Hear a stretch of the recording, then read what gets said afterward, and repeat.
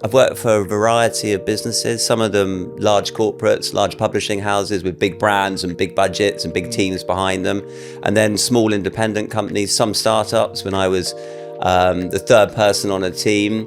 Who are we targeting? Who am I targeting? Who's going to benefit from our offering? Everyone does. But then you have to work out, is that really though the full amount of our target audience, or can we grow? Can we pivot? As a business, if you stand still, you're actually going to be falling backwards, aren't you? So that's the other piece of the pie is, do you get other businesses, if you can't do it internally, to try and work out what you need to do just to keep ahead of the game? Because otherwise you will fall backwards. There's always the old marketing versus sales. I don't think it is versus. I think if people do that as a little bit of like an old school joke, I think take that the next step and actually have a proper conversation about it, and you realise that isn't true. It shouldn't be versus, it should be together. It used to be phone. It's quite fun, you have the buzz in the office of the phone. The phone is still really important, but there are other ways to communicate with people. Hi guys, welcome back to MECast. Today you've got me, Jamie. You've been with Lee for a couple of weeks, but in the pod today we've got our brand new team member, Mike Konig. Mike is our brand new business development manager here at Marketing Elect. So we thought we'd sit down and have a bit of a chat about his background, so you can get to know a bit more about him, and also a bit of the sales and marketing thing that we always talk about. So Mike, just tell us a little bit about where you've been before and what your experience is. Yeah, thanks, Jamie. Pleasure to be here. Yes, of course. Been a good few weeks. My background, I've had about 20 years probably. Just over 20 years in sales. So new business, client partnerships, and just standard sales. I've worked for a variety of businesses, some of them large corporates, large publishing houses with big brands and big budgets and big teams behind them, and then small independent companies, some startups when I was the third person on a team, with all the fun that brings. I've also worked across different sectors, so in the youth market for students, but also more recently in the over 50s sector. Looking at over 50s audiences, and also new business development for an over 50s recruitment firm. So I'm hoping what I do bring to the table is a bit of expertise from different areas, and being able to apply that to working at Marketing Elect and promoting our marketing services. So it's been varied, but the core has always been new business, client partnerships, and sales. Yeah, I think it's important that you have worked on such a wide spectrum, because obviously at Marketing Elect we worked on so many different types of companies, so many different types of size of company, that it allows you, when you're chatting to people, to sympathise with a startup or sympathise with people that are in a different stage of their business growth. So I think that's really important, and it really appeals to me that. So as a business, everyone can benefit from our services. And so if, as you say, if I'm able to relate to a large corporate or a smaller startup, depending where they are on that journey, I do have experience from previous roles. And that was really fun to know that who are we targeting? Who am I targeting? Who's going to benefit from our offering? Everyone does. So that really, it's a good place to be. It appeals. Yeah, it's good, isn't it? I mean, I suppose it is a little bit difficult sometimes to think, oh my God, it's such a wide audience to target. It must be a little bit difficult to go out. And that also is the challenge, and that is the opportunity. So yes, we can appeal and we can help everybody, but how do we go about segmenting the communication that we're going to be putting in front of people? Are we grouping it by business size, by location, by sector, by where they are on perhaps their funding? These are all the different elements that we have to factor in. And then also, what type of communication are we going to give them? If you're on LinkedIn at the moment, which obviously you are, there's so many people and so many companies talking about their automated cold email outreach and the do's and don'ts. What should you be doing? What shouldn't you be doing? Obviously, they're trying to appeal to, they're selling their services themselves. So they're trying to appeal to as many businesses for them to buy their products. And you're trying to, or I'm trying to, sort of magpie, take little bits from each of them and apply them to what we're trying to do. But again, the different elements that we're taking depending on who I'm trying to speak with.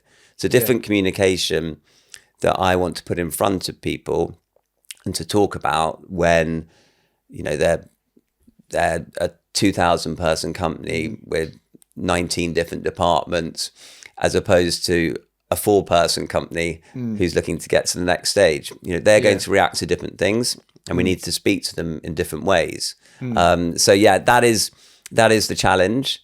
As I say, it's fun though, and there's trial and error involved. We're trying out new things all the time, and you're looking at the data to see, what's that trend telling us, and we should try a bit more of this, a bit less of that. So it's it is enjoyable, but it is the challenge. But I'd rather it be that way round. Yes. I'd rather that we can reach out to everybody and we have to tweak it and work out what's best for them than going, our only pool is too small. That's a different challenge in itself. Yeah, because then the market is so competitive, which I think quite a few of people watching or clients can kind of sympathise with. If they've got a really tight industry, it can be difficult to then grow within that if you've only got a certain amount of customers that you can work Absolutely. with. Yeah. But then you have to work out, is that really though the full amount of our target audience, or can we grow? Can we pivot? Are there new services that we can offer which will expand our target market? And could we roll out nationally as opposed to regionally, depending on what the situation may be? So that's a question that companies have to pose for themselves. That if you do think you've got a limited target market, is that really the case? And question and see where can you grow and down which channels.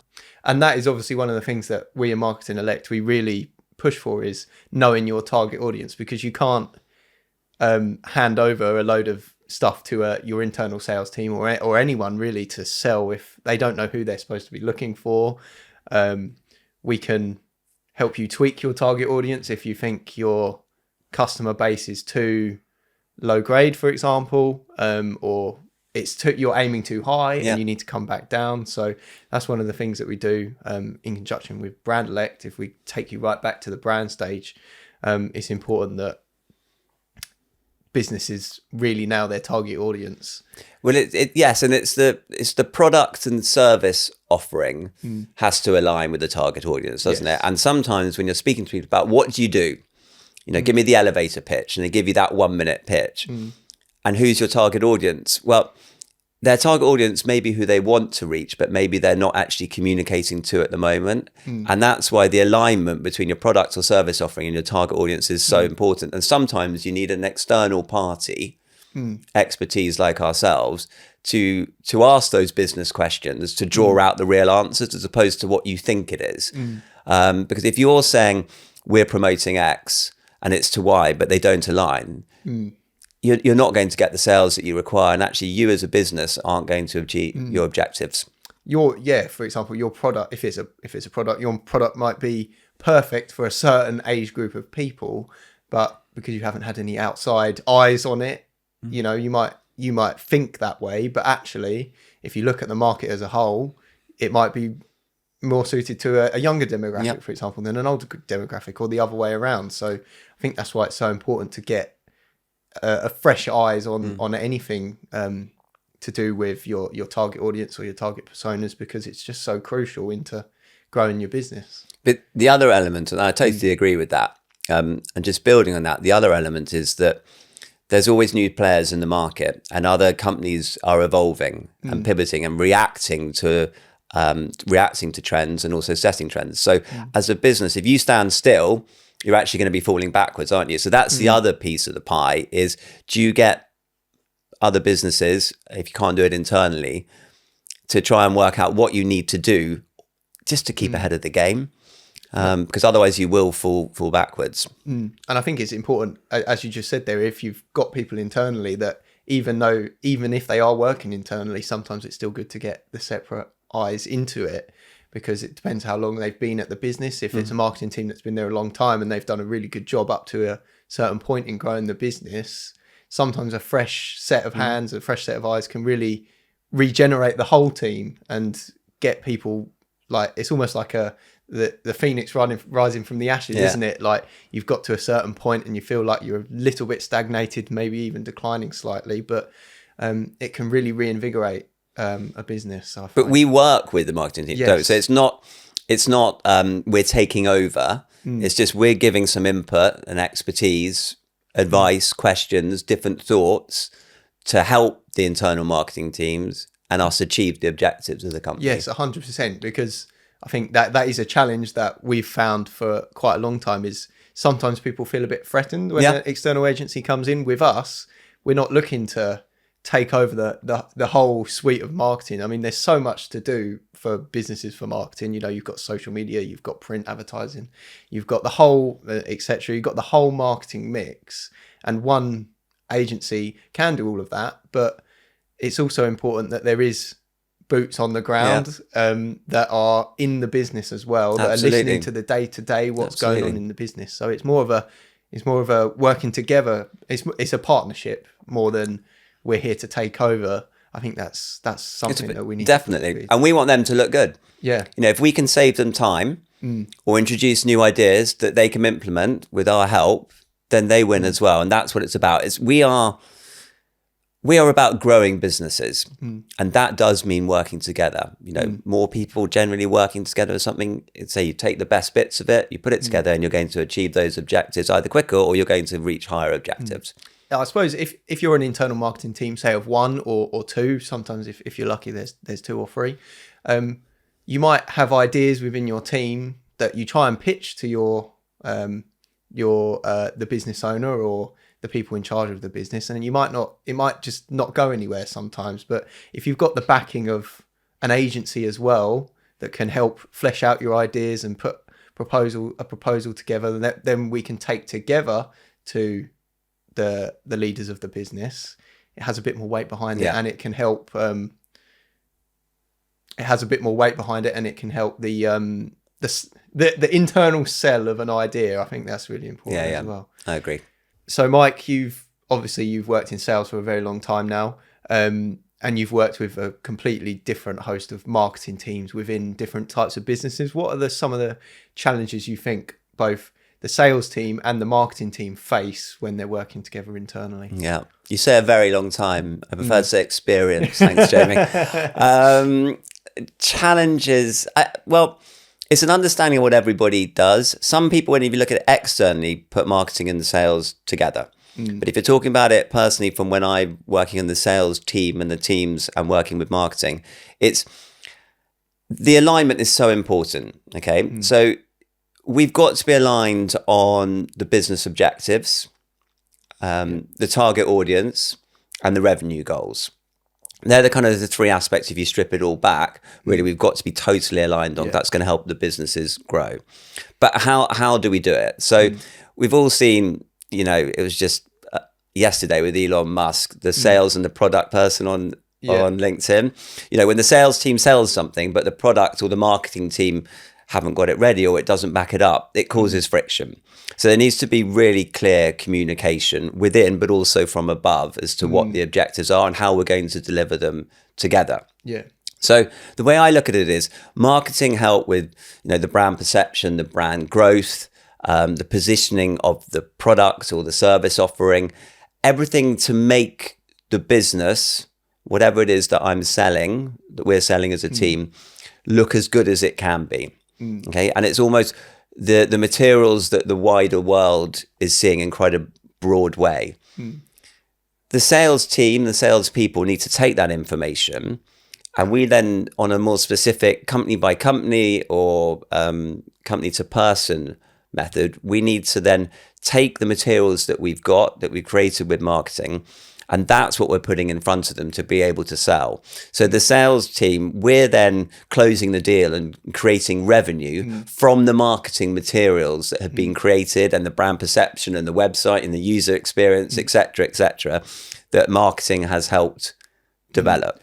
So we're working in synergy, but I almost think the marketing is giving us the tools and the sales team are closing. 100%. I think marketing is for me, marketing is there to support the sales function.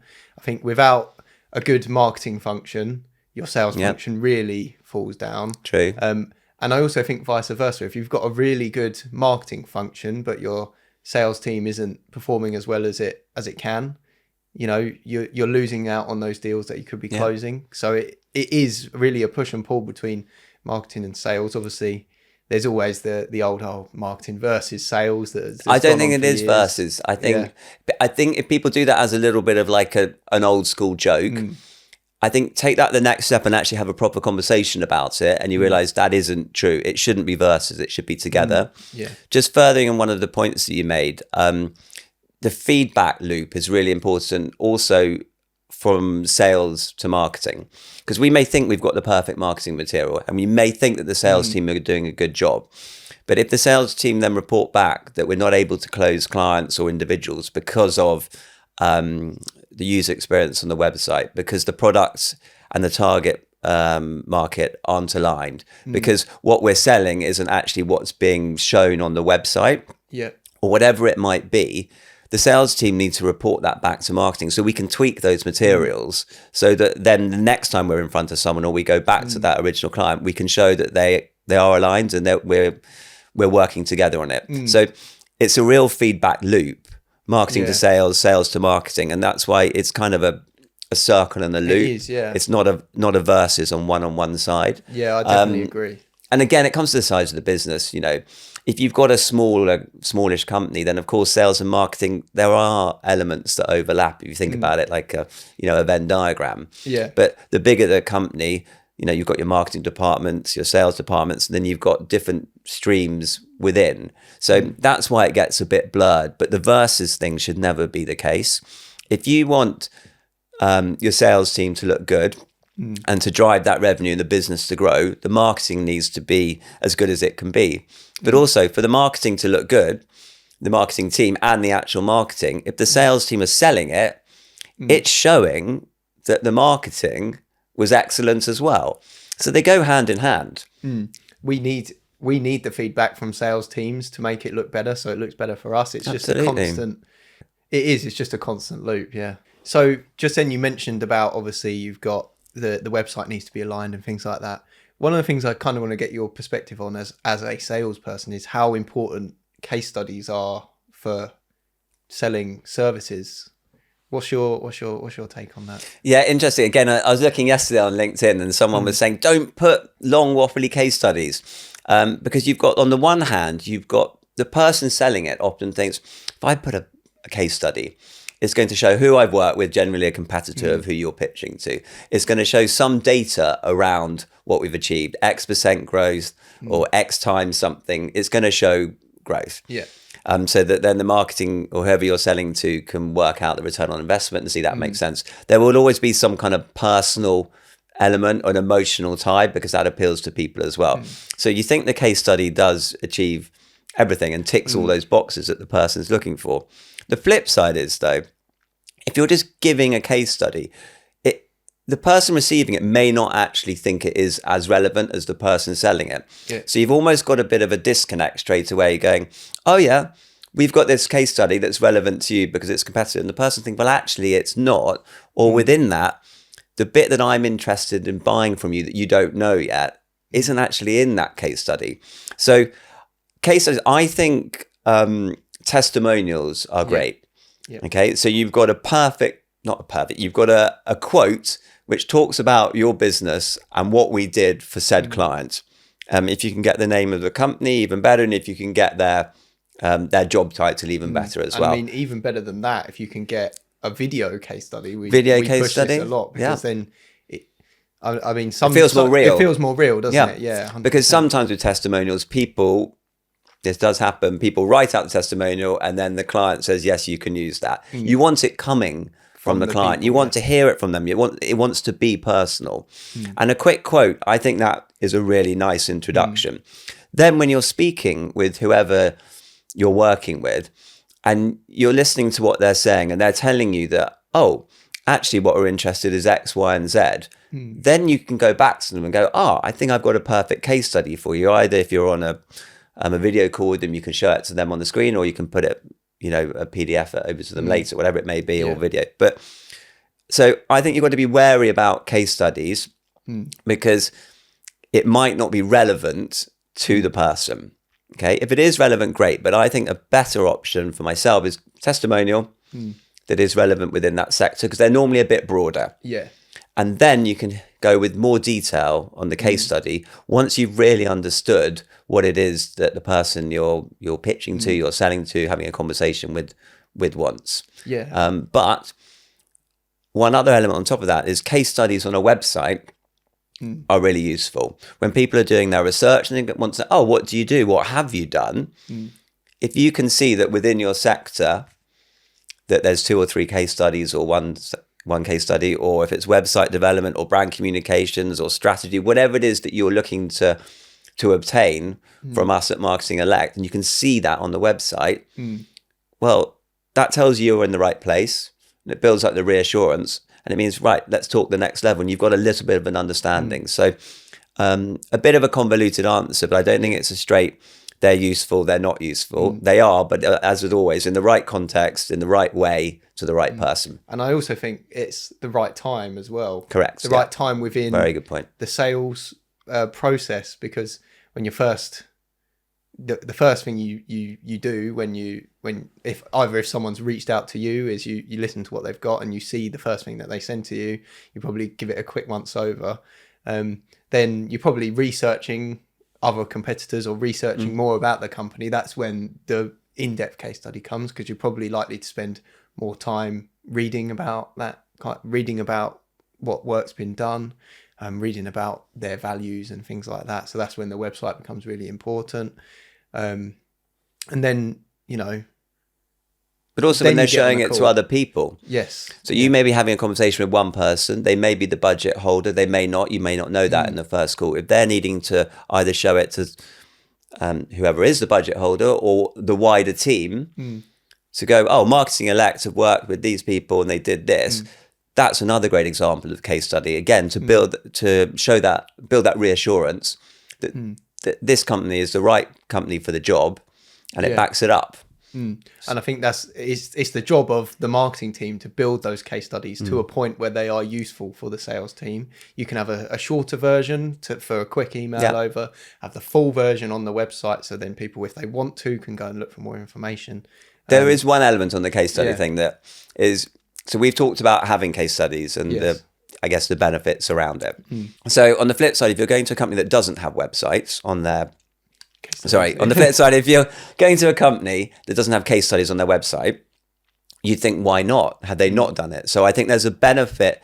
If you've got them, show them. It's almost like, have they done anything? Are they like a really new company? Because sometimes I see like really big established companies that have either really outdated case studies on their website, or they don't have any at all. And from an outsider looking in, if you don't know the company, or if you're a potential customer that's never heard of the company, you think, are these a new company? They're saying they're 30 years established, but it doesn't look like they've got any work to back that up. So it is definitely something that I recommend to businesses, no matter what stage of business you're in, especially when you're first starting up. Those initial first testimonials are very important, but they're still as important when you're got to the point that you want to be at. Yeah. And the testimonials, lots of people don't ask for testimonials, but once you've got the deal, once you've got that working relationship, that is obviously the time that, both sides of the coin are positive. Everyone's happy with things. Ask for it. Yeah. It's really key to ask for it. It's a really simple thing, but some people don't do it.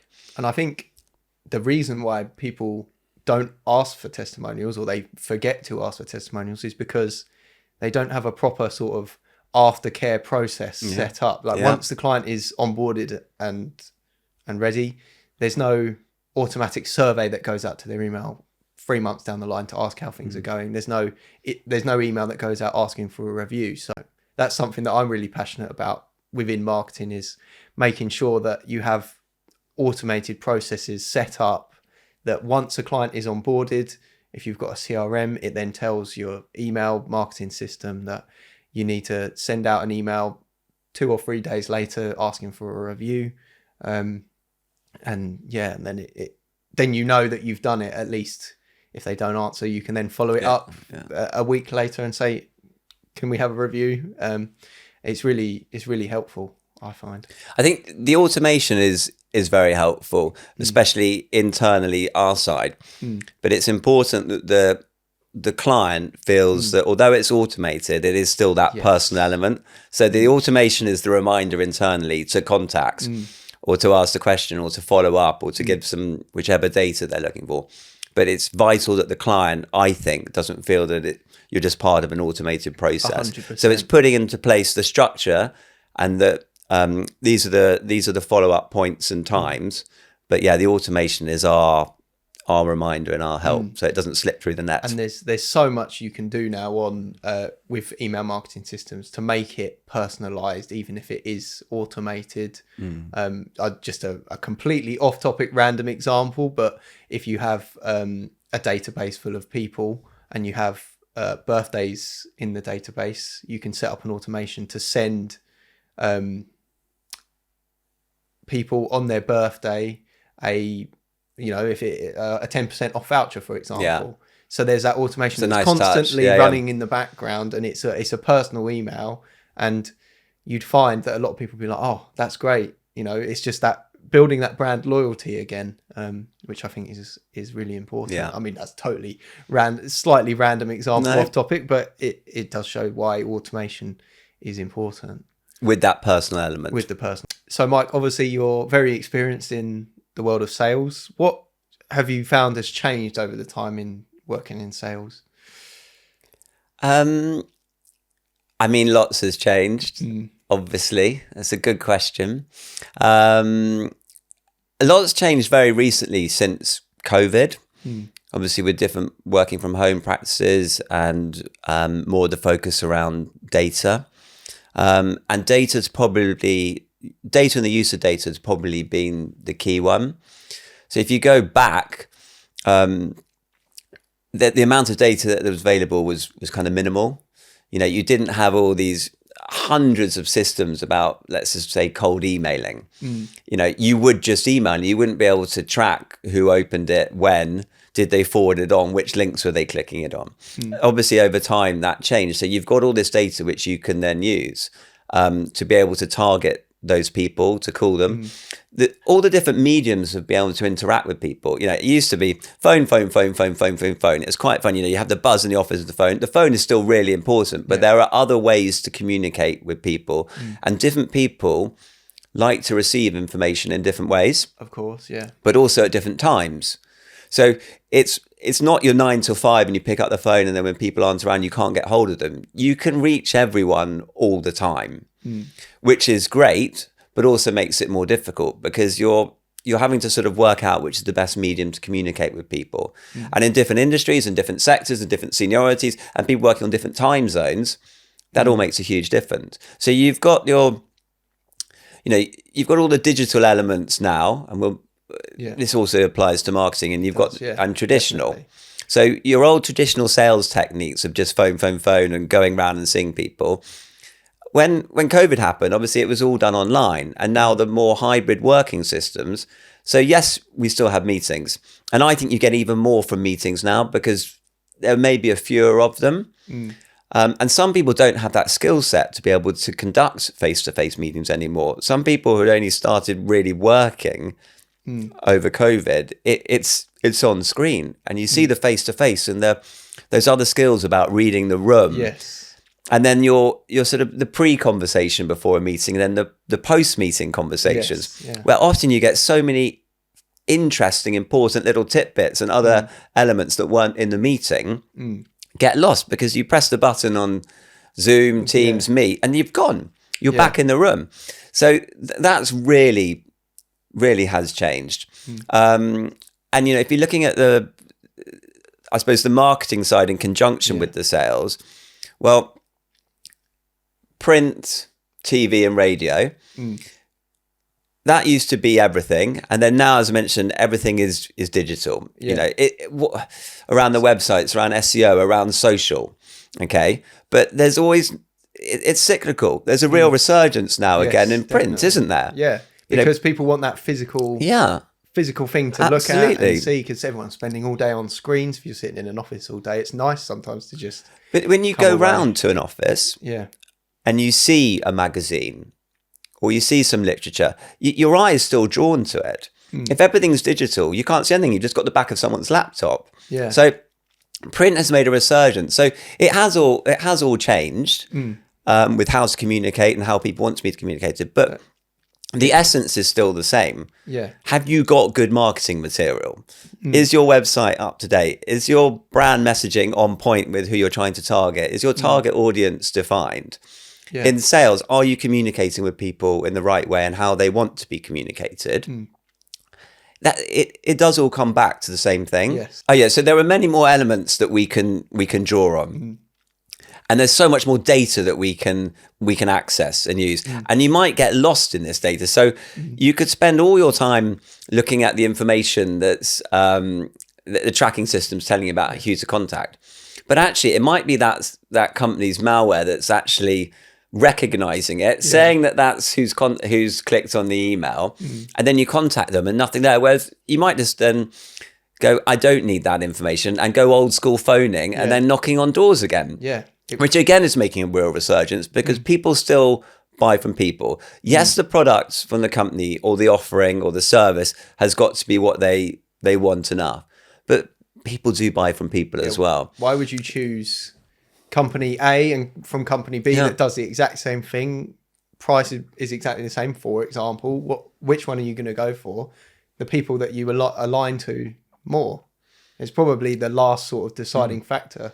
Especially when people are making a big purchase decision, it's the people behind it. The people, but you get a different feeling with people, don't you? So you can have a transactional sale on email, but there's not much joy from that. Yeah. And also, how much do you know about the business? Are you then going to be able to grow and work together to formulate a new strategy, and they use your expertise within your sector to then grow together? Probably not on email. Yeah. And even if you've done it, you should go and see the person if you can, or if location doesn't permit a phone call or on a Zoom call, or Teams. People get far more from people. 100%. But I think what's really noticeable is that it's back to phone calls as well. So people working remotely, it used to be, you'd phone a switchboard and you get put through to someone and they were either there or they weren't. Whereas now you've got their mobiles. But there is a slight thing about people look at their personal mobile, quite rightly, as their personal mobile, even though it might be a work. How did you get that number? Well, the databases everywhere have everyone's numbers. So that is a barrier, I think, that needs to be overcome by people to be able to message. But some people, now like to be communicated by WhatsApp as well. So it is whatever.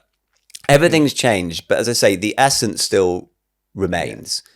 I think you need everything in place, and the channels that you use comes from a bit of experience, a bit of luck. Yeah, I think that is where it links back to marketing as well. It's basically the same kind of thing as it is with sales. We've had, as you touched on before, everyone's like, oh, print media's dead, radio's dead, TV's dead, but it's not really, because people are going back towards that as a means to get information and be sold to, because they're constantly looking at the screens on digital, and they're constantly seeing ads, and they're constantly seeing this, and they're constantly seeing that, and they just think, oh, I just want to step away from this. I don't want to be in that sort of zone anymore. But where something has really changed is that there's far more access, obviously, to information.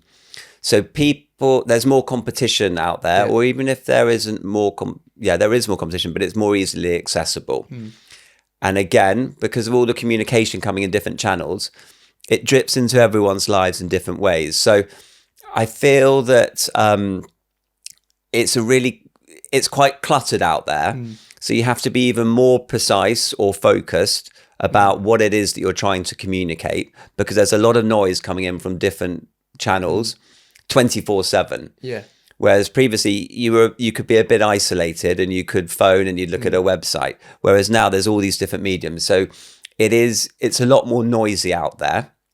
So that's why your kind of offering has to be really laser focused and identify a problem perhaps that your client has that you can provide a solution to.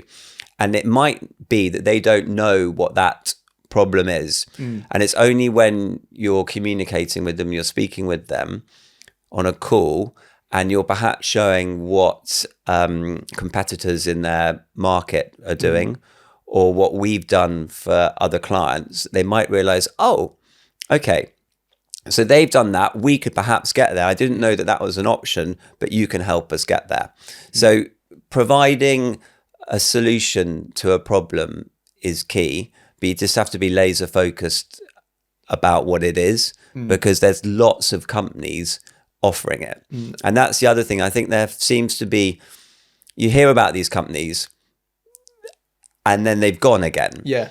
But while someone's looking for, a marketing company, there's a lot of companies offering it as well. So that's, again, comes back to the points about the reassurance around case studies and testimonials and longevity and objectives. Okay. So yeah, I think it's all changed and it's all the same. Yes, definitely. I think that the one key takeaway though is the data that sales and marketing can gather from sales activity and marketing activity that can be used to formulate and change and tweak your offering to your target audience, or even tweak your target audience so that your business will sell better in the future, which I think is probably my main takeaway. But it's a wonderful mixture, isn't it, of data and personal. Yes. So you want to be able to use the data to reach out to that company. But then the personal element comes in about what is it that they really need and want, and can we provide it? And I like that marriage of the human and the technology, human and data. 100%. Now we're almost done, I think, Mike, but there's one question we ask all our guests at the end. Okay. So this is going to be a surprise for you because I didn't tell you about it before. Perfect. But what has been your career highlight so far? Okay, yeah, good question, Jamie. Thank you. Yeah. My career highlight is yet to come. Oh, yes. That's what we like to hear. It's going to come with Marketing Elect. Excellent. That's what we like to hear. Well, thanks, Mike, for joining us on the latest episode of MECast. We'll be back very soon with some more guests. So stay tuned and subscribe. So see you later. Thanks, Mike. Thank you very much. Cheers.